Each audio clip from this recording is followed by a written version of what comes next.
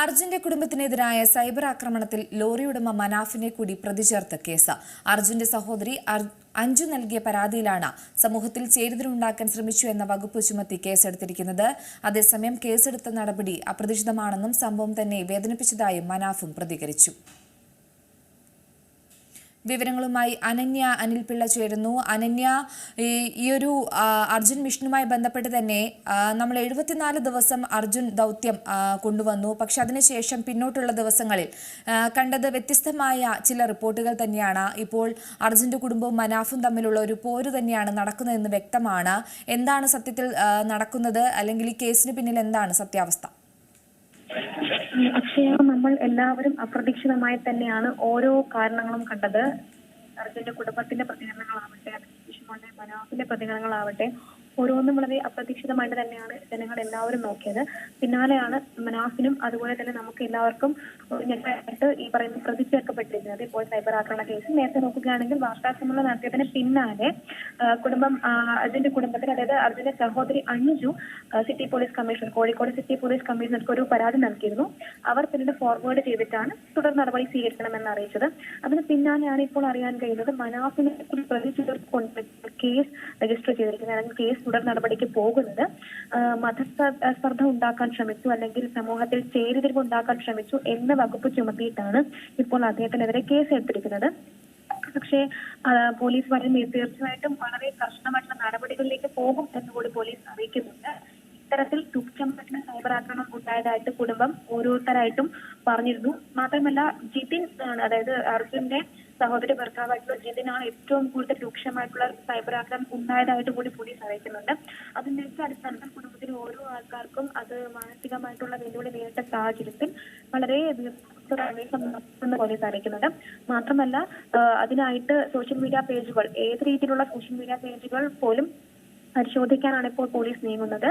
നമുക്കറിയാം ഈ ഒരു സംഭവം എന്ന് പറയുന്നത് കേരളത്തിൽ മാത്രമല്ല, കേരളത്തിന് പുറത്തും വളരെയധികം വ്യാപകമായി ചർച്ച ചെയ്ത് പല സംസ്ഥാനത്തെ ആൾക്കാരും അതിനെപ്പറ്റി അറിഞ്ഞൊരു സംഭവം.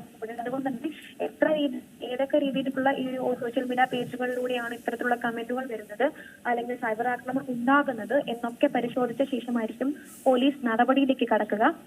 അതോടൊപ്പം തന്നെ കുടുംബത്തിന്റെ മൊഴി എടുക്കും എന്ന് അറിയാൻ കഴിയുന്നത്. എപ്പോഴാണ് മൊഴി എടുക്കും എന്ന് സ്ഥിരീകരിച്ചിട്ടില്ല. പക്ഷേ ഇന്ന് തന്നെ കുടുംബത്തിന്റെ മൊഴി രേഖപ്പെടുത്തും.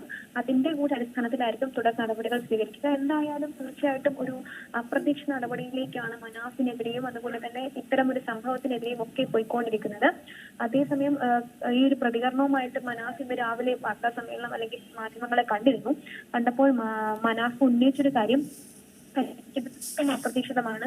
തനിക്ക് ഈ കേസ് ഉണ്ടാകുമെന്ന് തന്നെ വിചാരിച്ചിരുന്നില്ല. അത് ഇന്നലത്തോടെ തീർക്കും, ഇന്നലത്തോടെ അവസാനിക്കും എന്ന് പറഞ്ഞിട്ടാണ് വാർത്താ സമ്മേളനം മനാഫ് അവസാനിപ്പിച്ചത്. പക്ഷേ തീർത്തും അപ്രതീക്ഷിതമായിട്ട് അദ്ദേഹത്തിനെതിരെ കേസ് രജിസ്റ്റർ ചെയ്തിരിക്കുന്നു, പ്രതി ചേർക്കപ്പെട്ടിരിക്കുന്നു. ഇതിന് പിന്നിൽ മറ്റാരെങ്കിലും ഉണ്ടോ എന്ന് എനിക്ക് അറിയില്ല എന്നുകൂടി മനാഫ് എന്ന് പറയുന്നുണ്ട്. എന്തായാലും വിഷമമുണ്ട്, ദുഃഖമുണ്ട്.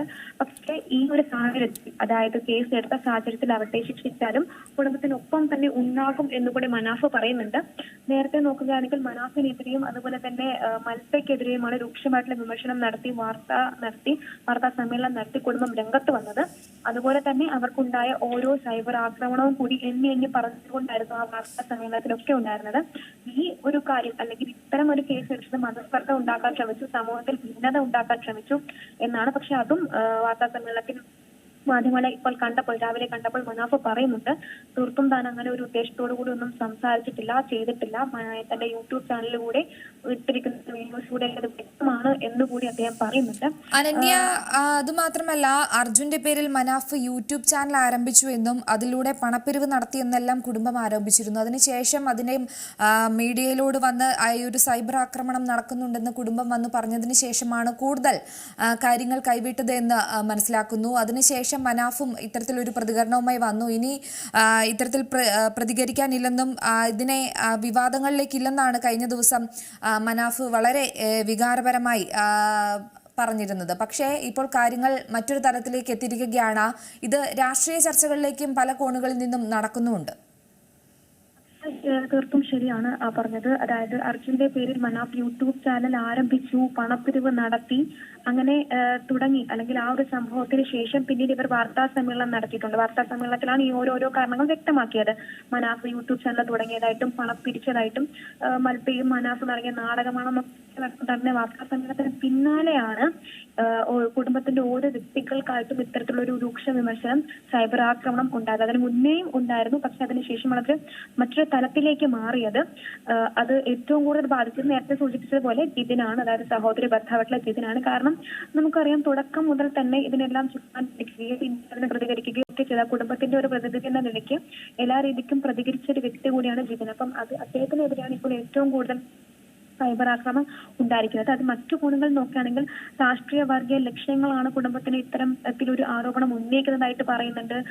മാത്രമല്ല സംഘപരിവാർ അനുകൂലി ആയതുകൊണ്ടാണ് ജിതി ഇത്തരം ആരോപണങ്ങൾ ഉന്നയിക്കുന്നത് എന്ന പ്രചാരണമുണ്ട്. അങ്ങനെ തീർത്തും ഒട്ടും കേരളം അന്ന് വളരെയധികം ആകാംക്ഷയോടുകൂടിയും പ്രതീക്ഷയോടുകൂടിയും കണ്ട ഒരു ദൗത്യത്തെ രാഷ്ട്രീയ കോണുകളിലേക്കും അതുപോലെ തന്നെ അതുപോലെ ഈ പറയുന്ന സമൂഹത്തിന്റെ മതസ്പർദ്ധ വളർത്താൻ തക്കതായിട്ടുള്ള മാറ്റുന്ന ഒരു പ്രചാരണമാണ് ഇപ്പോൾ സോഷ്യൽ മീഡിയകളിലും സോഷ്യൽ ഹാൻഡിലുകളിലും കൃത്യമായി നടക്കുന്നത്.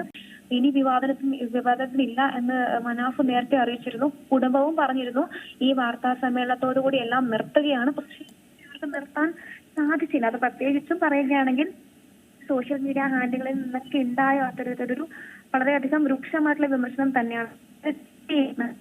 പരിചയമില്ലാത്ത വ്യക്തികളായിരുന്നു ഓരോരുത്തരും. പക്ഷേ ഈ സംഭവത്തോടുകൂടി, അർജുന്റെ കണ്ടുപിടുത്തത്തോടുകൂടി, അർജുന്റെ ആ ഒരു ദൗത്യത്തോടുകൂടി എല്ലാവരെയും ഓരോരുത്തരെയും പേര് സഹിതം നമുക്ക് എല്ലാവർക്കും അറിയുന്ന സാഹചര്യം ഉണ്ടാവുന്നു. അവരുടെ സോഷ്യൽ മീഡിയ ഹാൻഡിലുകളിലേക്ക് പലരും സെർച്ച് ചെയ്ത് പോകുന്നു.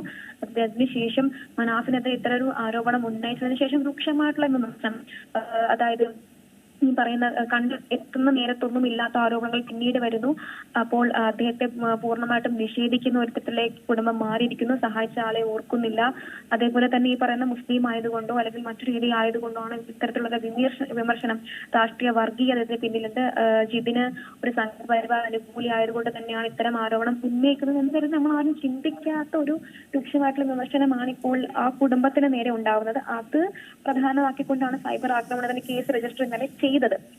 പക്ഷെ അത് ഇപ്പോൾ വീണ്ടും മനാഫിന് നടത്തിയ വാർത്താ സമ്മേളനത്തിലൊക്കെ പറയുന്നത് പോലെ അതിന് മറ്റൊരു തലത്തിലേക്ക് മാറാനുള്ള സാഹചര്യം കൂടിയാണ്. അപ്പോൾ ഒരു തരത്തിലും ജീവിക്കാൻ കഴിയാത്തൊരു സാഹചര്യം. സൈബർ ആക്രമണം എന്ന് പറയുന്നത് തീർത്തും സോഷ്യൽ മീഡിയ ഹാൻഡിലൂടെ മാത്രമാണെങ്കിൽ അത് മാനസികമായിട്ടുള്ള ഉണ്ടാക്കുന്ന വെല്ലുവിളികൾ എന്തൊക്കെയാണെന്ന് നമുക്ക് ഓരോരുത്തർക്കും അറിയാം.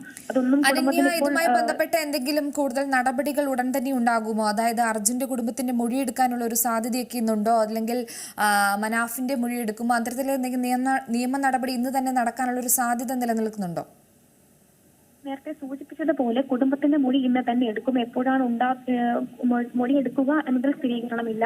മാത്രമല്ല, മനാഫുമായിട്ട് സംസാരിച്ചപ്പോൾ വ്യക്തമാക്കാൻ കഴിയുന്നത് മനാഫുമായിട്ട് ഇപ്പോൾ പോലീസ് ബന്ധപ്പെട്ടിട്ടില്ല. കേസുമായിട്ടുള്ള കാര്യങ്ങൾ സംസാരിക്കാൻ വേണ്ടി ഫോൺ കോൾ വഴിയോ ഒന്നും തന്നെ ബന്ധപ്പെട്ടിട്ടില്ല എന്നാണ് അറിയാൻ കഴിയുന്നത്. എന്തായാലും കുടുംബത്തിന്റെ മൊഴി രേഖപ്പെടുത്തും. അത് ഒന്ന് തന്നെ തീർച്ചയായിട്ടും ഉണ്ടാക്കും. ഈ ഒരു സൈബർ ആക്രമണത്തിന് കേസ് ഇത്തരം രജിസ്റ്റർ ചെയ്തതിന് പിന്നാലെ പോലീസ് അറിയിച്ചത് തീർത്തും ശക്തമായിട്ടുള്ള നടപടി തന്നെയായിരിക്കും ഉണ്ടാകുന്നത്. നേരത്തെ സൂചിപ്പിച്ചതുപോലെ പല രീതിക്കുള്ള സോഷ്യൽ മീഡിയ ഹാൻഡിലുകളിലാണ് ഇത്തരം ഒരു ആരോഗ്യ വിമർശനം കുടുംബത്തിനെതിരെ ഉണ്ടാകുന്നത്, കുടുംബത്തിലെ ഓരോ വ്യക്തികൾക്കുമെതിരെ ഉണ്ടാകുന്നത്. അതുകൊണ്ട് തന്നെ ഓരോ സോഷ്യൽ മീഡിയ ഹാൻഡിലുകളും സെർച്ച് ചെയ്ത് ഫോണുകൾ പരിശോധിച്ച് തീർത്തും പൂർണ്ണമായിട്ടുള്ള വിശദമായിട്ടുള്ള അന്വേഷണത്തിലേക്കാണ് പോലീസ് കടക്കുന്നത്. അതെടുത്ത് പറയേണ്ട കാര്യമാണ്. മറ്റത് മനാഫിനെ സംബന്ധിച്ച് മനാഫുമായിട്ട് പോലീസ് ബന്ധപ്പെട്ടിട്ടില്ല.